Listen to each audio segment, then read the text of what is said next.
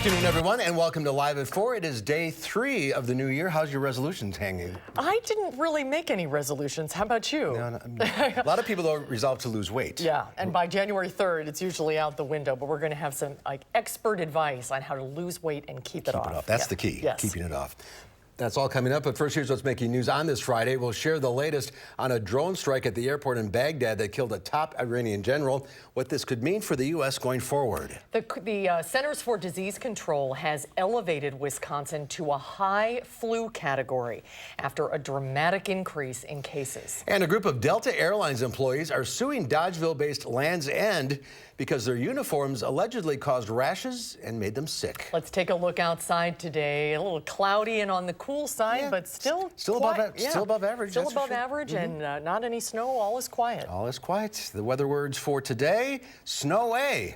It was supposed to maybe snow a little bit tonight, but maybe not now. Dave? Coffee's in the backyard. Maybe? No, we do have some snow off to the west. I think really the spots that may pick up a couple of tenths of an inch of snow will be closer to the Mississippi River. We're seeing that snow slowly make its way through portions of Minnesota and Iowa, close to the state line. But as far as widespread snowfall, nothing like that is expected. Maybe a few flurries, a snow shower here and there, especially west of Madison for the evening commute tonight, but really no major impacts expected. Live look in Madison, the WISC-TV Skycam. At those cloudy skies, those clouds have been pretty stubborn throughout the day as expected. Temperatures right now are in the lower to middle 30s generally across southern Wisconsin. And temperature 24-hour temperature change, yeah, we're definitely a bit cooler compared to this time yesterday, about 10 degrees cooler, in fact, in Madison and Janesville. Your evening planner, the clouds will stay with us and temperatures slowly falling through the 30s. Again, a few snowflakes can't be rolled out in Madison, but I think the better snow chances will be west of Dane County. Now let's take a look at your first alert traffic update. Taking a live look at Monona Drive and the Beltline. Not looking too bad right there. And your travel forecast with a little bit of snow in the forecast, everything should be a-okay from a weather standpoint.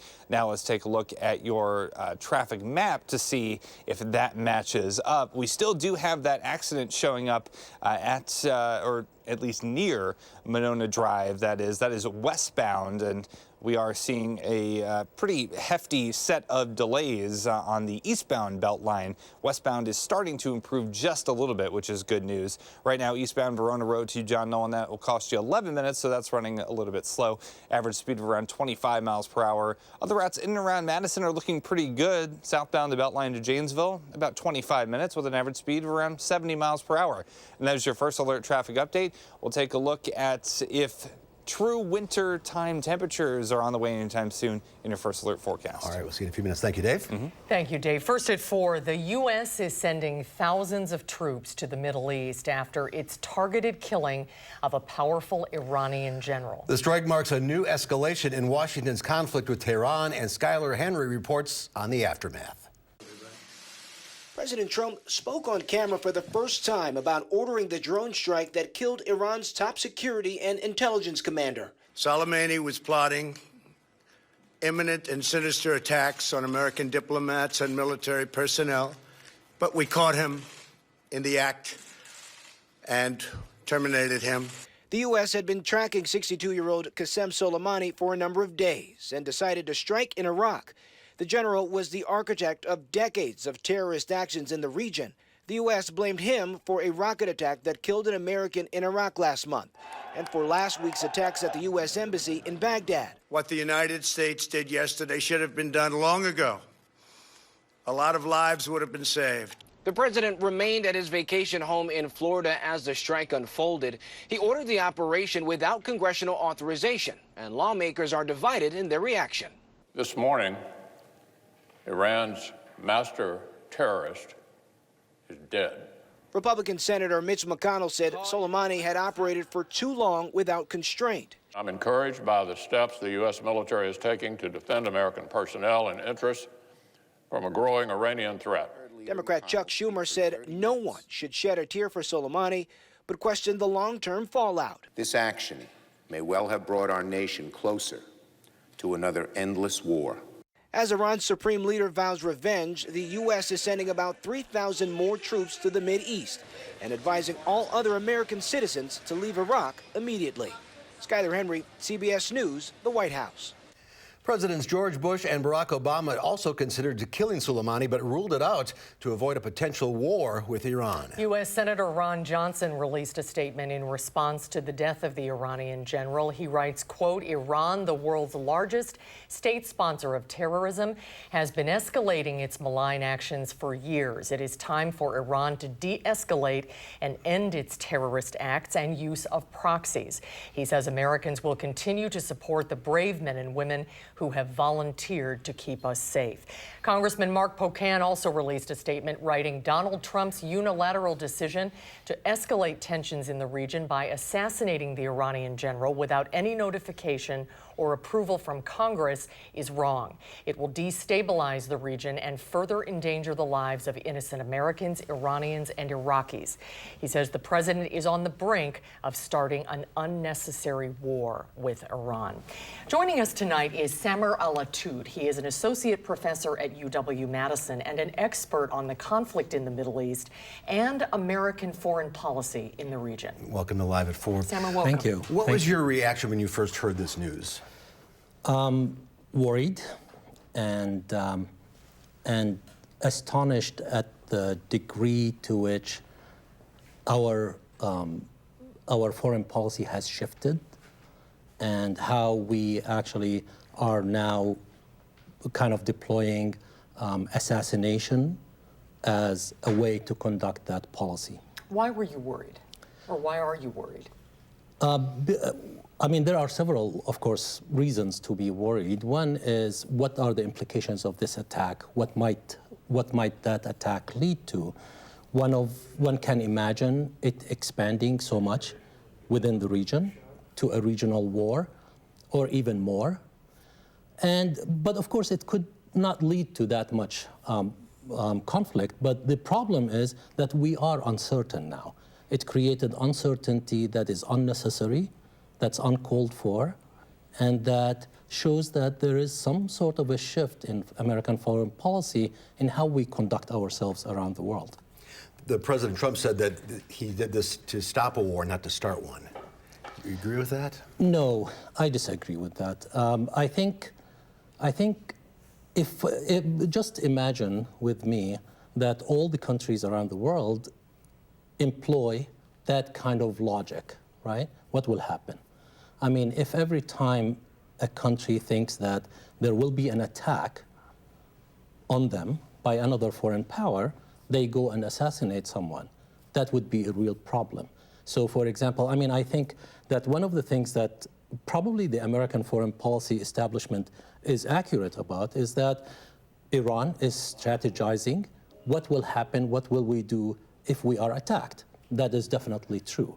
Now, whether Iran is planning an attack, that really isn't, I didn't see that in policy reports. I didn't see that in any kind of analysis of the situation in the Middle East. Soleimani is a name, I think it's safe to say, that is unfamiliar to most people. What can you tell us about who this person is? Yeah, I mean, the American narratives has been about morality, right? This person is bad or evil, this person is good. And we always fall on the good side, and others who we actually are antagonized by fall on the evil side. And I think Soleimani, of course, there are so many problems with him. I mean, he definitely built a huge number of coalition forces within the region. I'll tell you a little bit about him. In the 1980s, he participated in the Iran-Iraq war. He was a commander in the Iran forces. In 1998, around the 1990s, late 1990s, he led the Quds Force, which is a subgroup of the Iranian National Guards. And the Quds Force, that's what really is interesting about it, is that it actually was self-dependent. So it produced its own budget. It was not reliant on the Iranian budget, right? So they had businesses, they had companies, so they did a lot of work. And because of that, their budget was really independent. What he did is he built coalitions around the region, in Iraq, in Syria, in Lebanon, in Yemen, in Saudi Arabia, right? Not with the Saudi government, but with other forces. And what that meant is that his reach is huge, right? It's very large, larger than life in a way. And that's a strategy of Iran. What the Iranians are thinking are, if we are attacked, we do not have the capability to address an American attack face, right? Like in a direct fashion. And what they thought is that actually building these coalitions, we create a bigger problem for the Americans if we are attacked. And so he was very important in that process. Will you please come back when we have more time? We need much more time We're out to of talk time, to you about this. The next few days are going to be very interesting. Keep an eye on things. Thanks for being with us. And Thank we you so much. appreciate you coming on Thank such you. short notice. Good to see you. Thank you very much. And how will this affect gas prices here in our area? AAA says it's much too early to tell that, but our Amanda Quintana is here with what we should expect to see perhaps in the next few days, Amanda. Yes, AAA says there has not been an immediate impact on gas prices, but experts are closely watching to see what changes. Right now, there is concern, though. That's pushing the price of crude oil up within the global markets, but that hasn't trickled down to actual prices at the pump just yet. Nick Jarmus with AAA says that increase won't trickle down unless oil prices stay up for about a week. If the situation escalates to the point where it does begin to actually impact oil production or distribution, getting the oil out of the Straits of Hormuz into other areas of the world that need it, remains to be seen. About a fifth of the world's oil goes through the Strait of Hormuz, even though not much of that ends up in America. Jarmus says any issues with distribution in the Middle East will have an impact here, but this is still a wait-and-see situation at this point, so we'll wait and see over the next few days what happens. On many fronts. Yes. Amanda, thank you. Thank you, Amanda. A group of Delta Airlines employees are suing Dodgeville-based Land's End, saying that their uniforms made them sick. The suit from more than 500 employees claims the uniforms introduced last year caused breathing problems, fatigue, and rashes.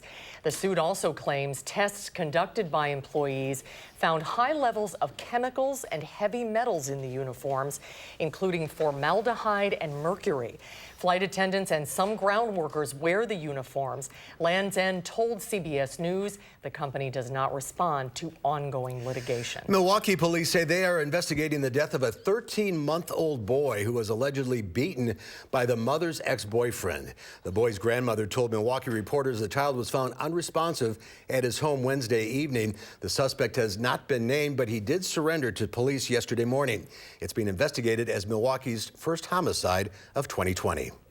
Also in Milwaukee, federal prosecutors have arrested a high-ranking New York City education official for allegedly using a computer to facilitate a sex crime and possessing child pornography. 39-year-old David Arnold Hay was taken into custody at Mitchell Airport before New Year's Eve.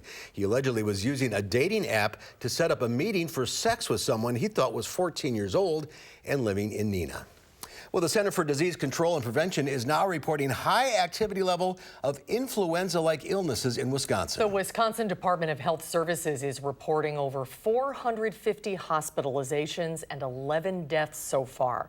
Gabriela Becerra joins us now with how this flu season is different from those previous. Gabriela? Influenza reflects different patterns each year, but a UW Health infectious disease physician says it's no surprise flu cases are climbing following Christmas and New Year holidays. Dr. Joseph McBride says the most predominant strain seen this season is influenza B, which he says is unusual because normally more people test positive for influenza A. Both strains have similar symptoms of respiratory and viral infections, cough, fever, runny nose, and body aches. McBride predicts that the flu season will only get worse before it gets better. Best thought would be that we're still going to be seeing it rise before we see it fall. Generally, the flu season lasts anywhere between 4 and 12 weeks, with 8 kind of being the average. So I would imagine we're going to remain pretty high throughout January, but we'll see. McBride says the best way to prevent the illness is by getting the influenza vaccine, which is still possible to get. McBride says the next best way to prevent the flu is good hand hygiene and avoiding people with coughs and colds and throwing out used tissues. All right, good advice as usual. Yep. Gabby, thank you. Thank you. Still to come at 4, the race to the Oscars begins this weekend. When we come back, we'll preview this Sunday's Golden Globe Awards, honoring the best in movies and television. That's when Live at 4 continues.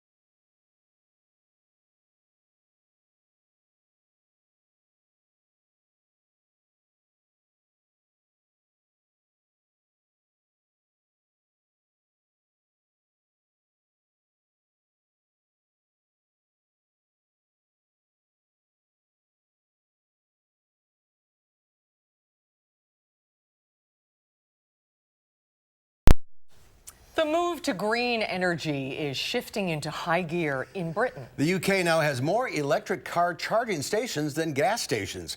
As part of his re-election campaign, British Prime Minister Boris Johnson is promising a clean energy revolution so electric car drivers don't have to go more than 30 miles to find a charging point. The UK government is also pushing a plan to make charging even more convenient. Even without this proposal, property developers are already thinking about this and thinking about putting charging points on new homes anyway, so it's kind of a logical move. In the U.S., California leads the way for the highest number of electric vehicle charging stations with about 8,000 in all. It also has the biggest market for electric vehicles. Tensions in the Middle East and weak U.S. factory data took a toll on Wall Street. The Dow Industrials fell 233 points, ending the week at 28,634. The Nasdaq dropped 71. The S&P 500 was down 23. Well, the race to the Oscars begins this weekend with the Golden Globe Awards. Streaming services dominated the nominations, and history could be made Sunday night. Danya Backus has more from Los Angeles. Yes. Hi, Frank. This is Jimmy Hoffa. Netflix could be the Golden Globe's biggest winner. The streaming service leads the award nominations with 34 across the film and television categories. It's very competitive. What's this? Who owns Baltic Avenue? Netflix's divorce drama Marriage Story came out on top with 6 nods, and its mobster film The Irishman has 5. Both are up against 1917, Joker, and The Two Popes in the Best Drama category. We are seeing a big shift in the culture of award shows right now because Netflix, Amazon, the streaming services, even Apple TV dominated the award show circuit, and in particular, the Golden Globe nominations this year. Absent from the nominations are women directors and screenwriters. Those categories are without a female nominee.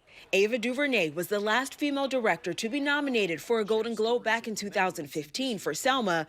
Barbra Streisand's 1984 win makes her the only woman to win a Golden Globe for directing. As we saw last year with Natalie Portman calling out the Golden Globes for only nominating male directors when she presented in the category, it kind of remains to be seen what, if anything, will be said. And when it comes to Golden Globe history, Awkwafina could make it. She's the projected frontrunner for Best Actress in a musical or comedy movie for her role in The Farewell. Isn't it wrong to lie? If she wins, she'll be the first Asian woman to do so. You know Diamond from the Bronx, right? There's also lots of buzz around Jennifer Lopez, who's nominated for Best Supporting Actress in a movie for Hustlers. She's been a perennial presenter for the show, so it stands to reason that she will take home that Golden Globe statue on Sunday. J-Lo was last nominated for a Golden Globe in 1998 for Selena. Danya Backus, CBS News, Los Angeles. Well, Tom Hanks will be given the Cecil B. DeMille Award for his career in film. And Ellen DeGeneres will receive the Carol Burnett Award for her achievements in television. The Oscar nominations, by the way, will be announced January 13th. They're always fun to watch the Golden Globes. It is fun to watch. People are half in the bag. And Ricky Gervais is hosting again. It's always fun. Yeah. There's more to come at 4, including a look at your first alert forecast. And then coming up tonight at 5, enjoy driving on Fish Hatchery Road while you can. It's going to be pretty messy in the spring with a major construction project. We'll share the details at 5.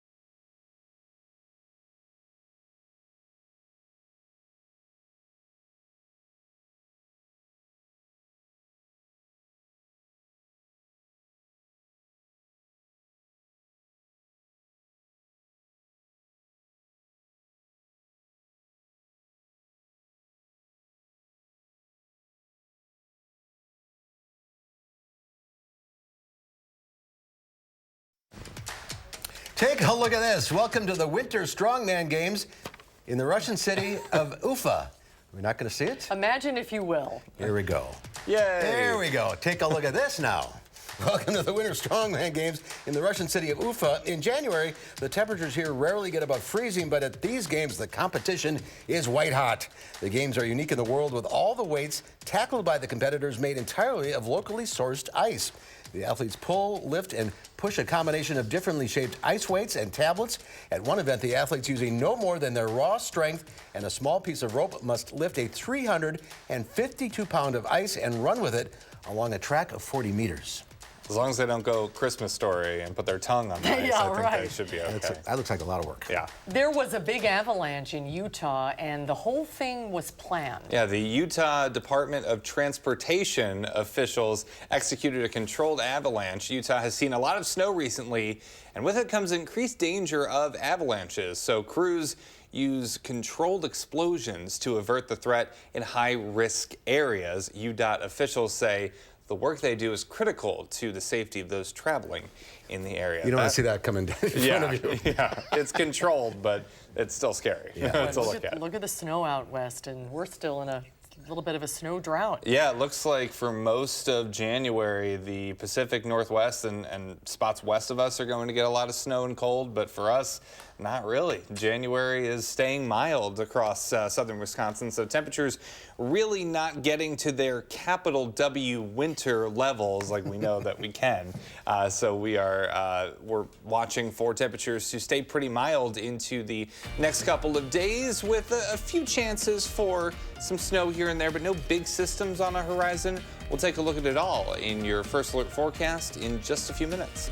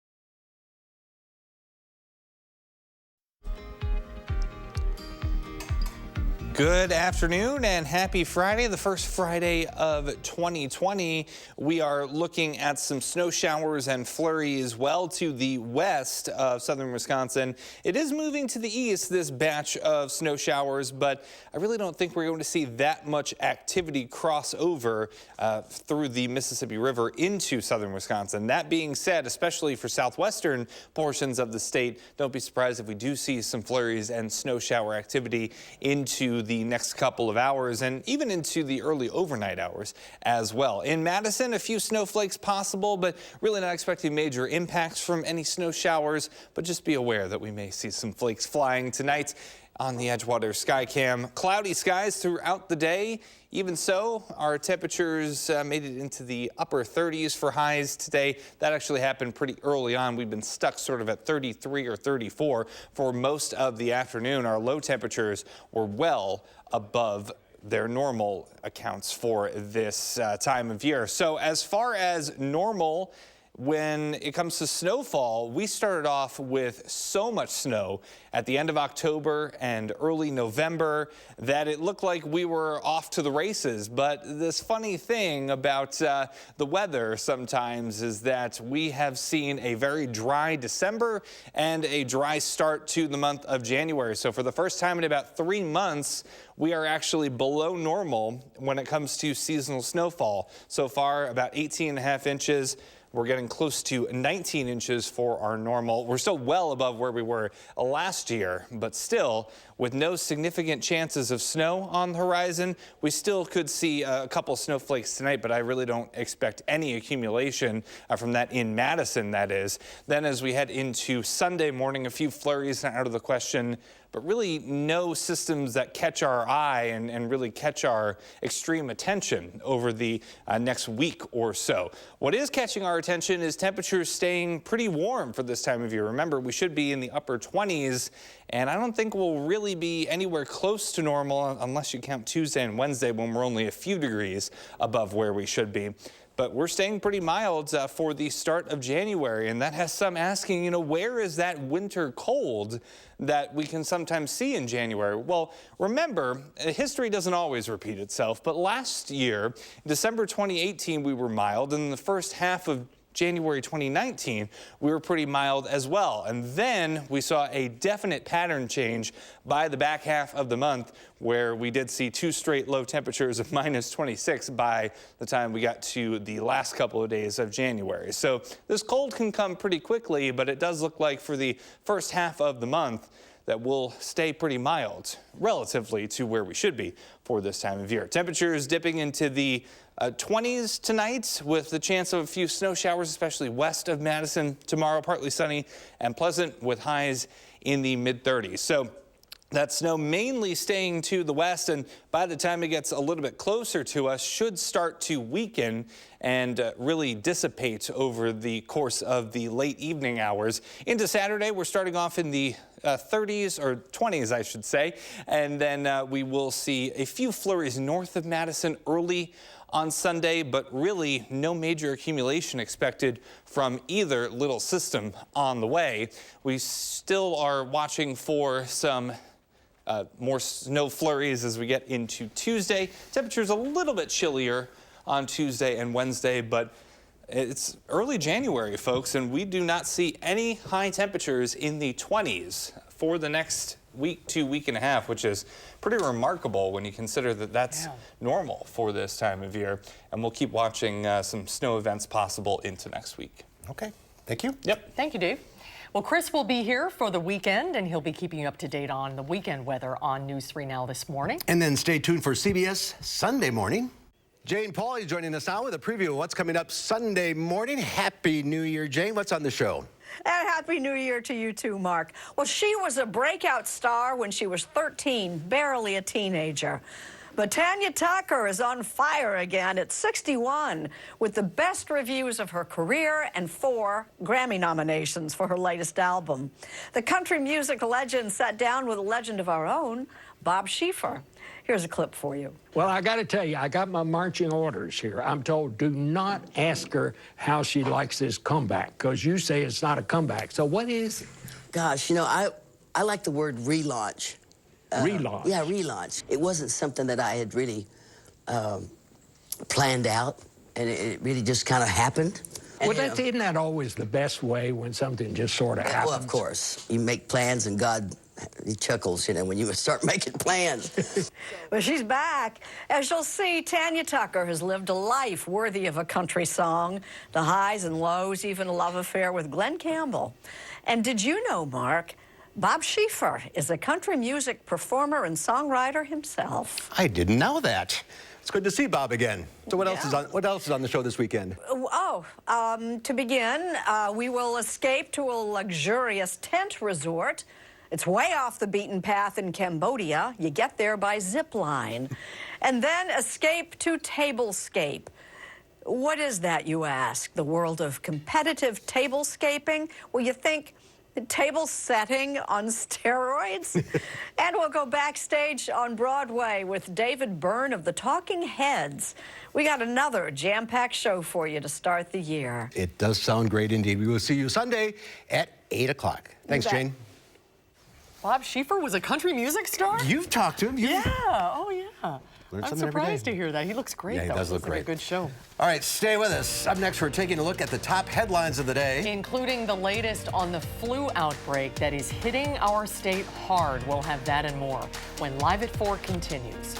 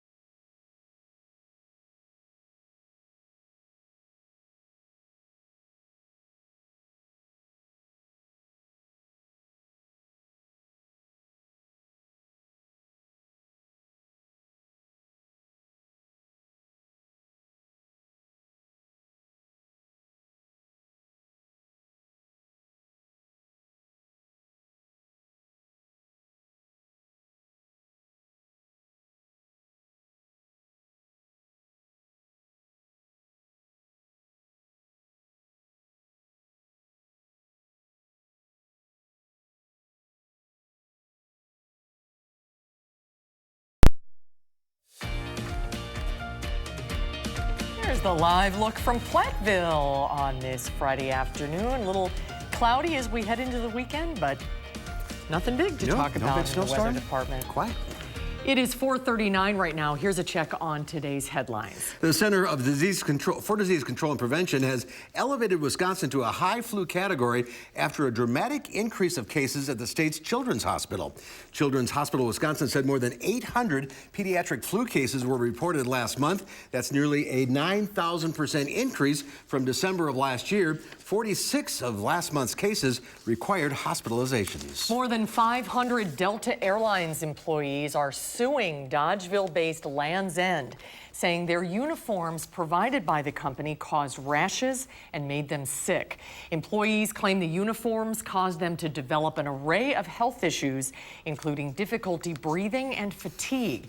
Representatives with Land's End say the company does not respond to ongoing litigation. The U.S. is sending thousands of troops to the Middle East after its targeted killing of a powerful Iranian general. The U.S. had been tracking 62-year-old Qasem Soleimani for a number of days and decided to strike in Iraq. The general was the architect of decades of terrorist action in the region. The U.S. blamed him for a rocket attack that killed an American in Iraq last month and for last week's attacks on the U.S. Embassy in Baghdad. President George Bush and Barack Obama had also considered killing Soleimani, but ruled it out to avoid a potential war with Iran. U.S. investigators say bad weather is delaying a recovery team from retrieving the wreckage of a tour helicopter that crashed last week in Hawaii, killing 7 people, including 2 from Madison. Once the weather clears, the Kauai helicopter crash wreckage will be removed by helicopter. 47-year-old Amy Gannon and her 13-year-old daughter Jocelyn Gannon were among the dead.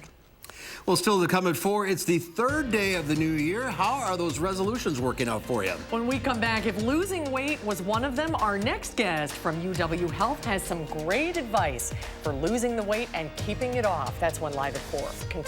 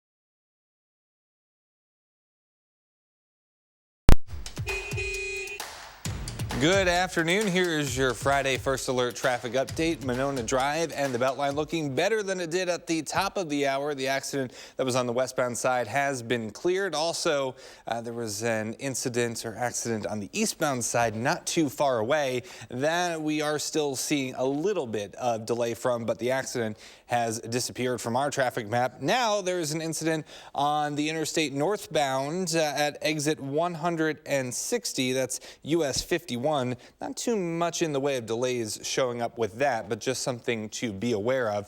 Zooming into the Beltline, we're seeing that normal volume start to pick up on both sides of the Beltline, but everything's showing up green right now. Westbound John Nolan to Verona Road, 6 minutes, and eastbound John Nolan to the interstate, 5 minutes, with an average speed of around 50 miles per hour. And that is your First Alert traffic update.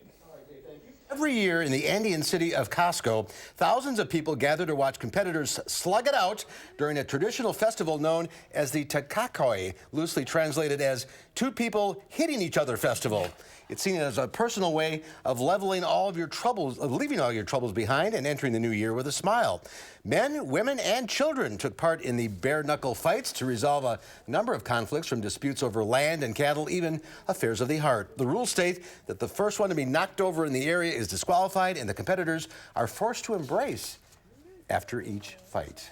Well, that's encouraging, I guess. Not usual tradition, but anyway, it's the new year. Losing weight and getting into shape are among the most popular resolutions for the new year. But here's a sobering statistic. I guess it's not surprising. 80% of New Year's resolutions fail by February. So are there any strategies that really work? Corrine Voiles is a professor of surgery at the UW School of Medicine and Public Health and an expert on how people lose weight and gain it back. Corrine, good to see you. Thank you. Thank you for inviting me. Keeping it off. That's really the key. Keeping it off is the key. Where do you start? What's the best way to start? With weight loss maintenance? Yeah. After you, yes. Just weight loss to begin Weight loss to begin. A lot of different dietary patterns can be effective. I think the trick is to find something that works for you, something that you can stick to. I think it's important to do behavioral things like set specific goals that are measurable, weigh yourself regularly, track your diet and your physical activity, and we know from the research that that works to help people lose weight. And if those behavioral strategies aren't enough, we certainly have FDA-approved medications and bariatric surgery as well that can boost weight loss even further. That's on the extreme end, though. Yes, the bariatric surgery is so you lost the weight. How do you keep it off? Yeah, so how do you keep it off? I try to tell my patients 4 things. One is to weigh yourself regularly. So specify a way you're going to do that, how often you're going to do that, and then set a threshold that once you've exceeded that, you know something's going wrong and you got to go back to your weight loss behaviors. So I tell people to set a threshold of like 3 pounds, right? Because we know you could lose half a pound or a pound just due to water weight. So weigh yourself regularly, identify high-risk situations where you might slip back into old habits, travel, being out of your routine, going to holiday parties and those sorts of things, and make a plan for that situation. I also say enlist a support person. Find somebody who can support you and let them know what you need to support you. Not everyone finds every type of support helpful. Some people don't want someone to exercise with them or to nag them about you weren't supposed to eat that, so find out what's helpful and let the person know. And then I say focus on the things that you've experienced as a result of your weight loss. Don't focus on the number on the scale. So people focus on improved mobility, their social life, feeling attractive, improved mood. All of these things can really motivate us to keep the weight off. Those are great suggestions. How do you know, though, what to do? There are so many I don't want to call them fads, but like the ketogenic diet, the intermittent fasting, low carb.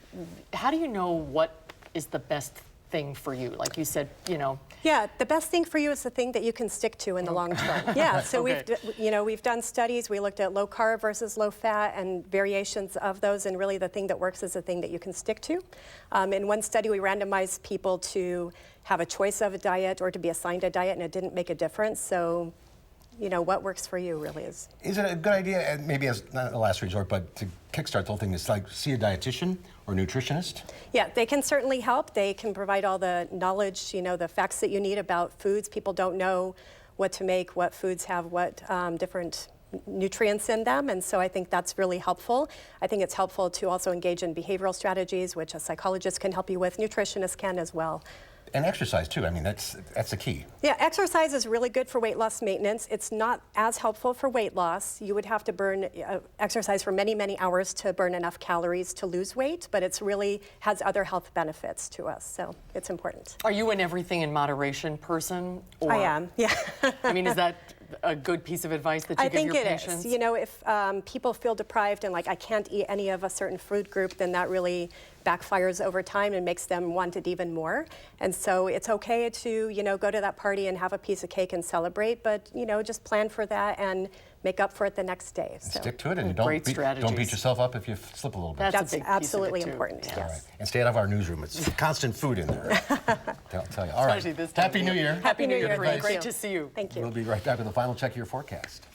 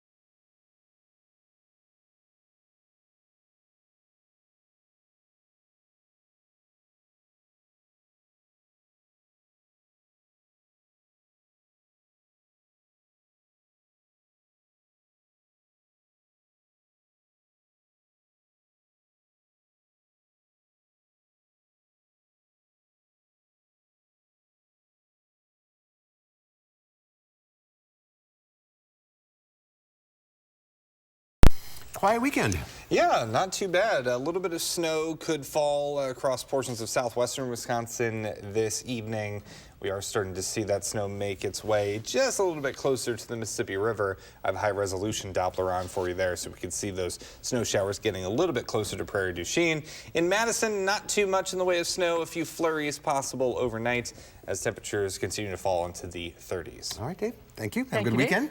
Monday here on Live Before, Dr. Zorba Pastor will take your medical questions live. And our film critic Will Loper will tell us what he thinks of the new movie The Grunge. And he'll have a reaction to Sunday's Golden Globe Award winners. That's coming up Monday on Live at 4.